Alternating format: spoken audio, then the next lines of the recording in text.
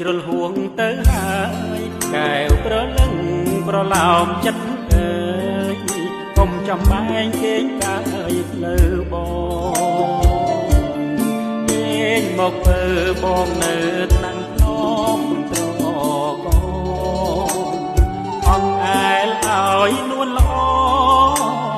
គេងស្ដាប់មករៀមបំពេ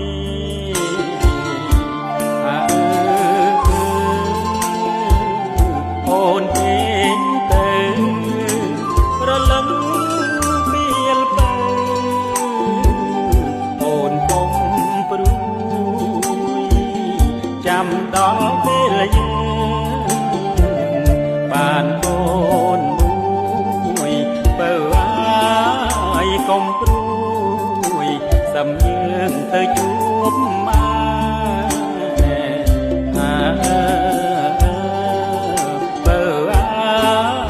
កុំព្រួយសំយើងទៅជួបម៉ែ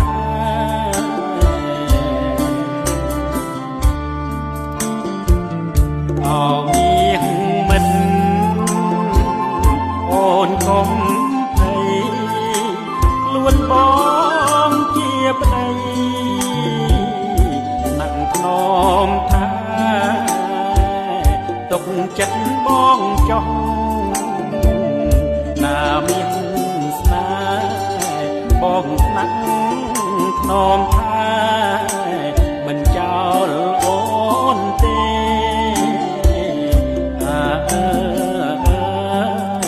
បងស្នាក់ខ្នមថាមិនចោលអូនទេ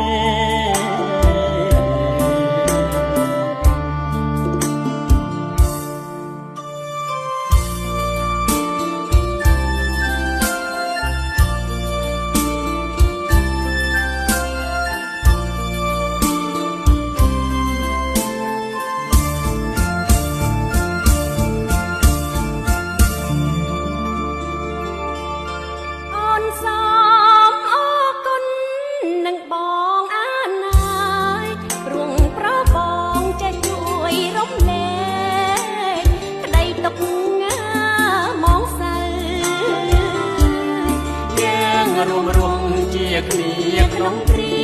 អីពីថ្ងៃនេះ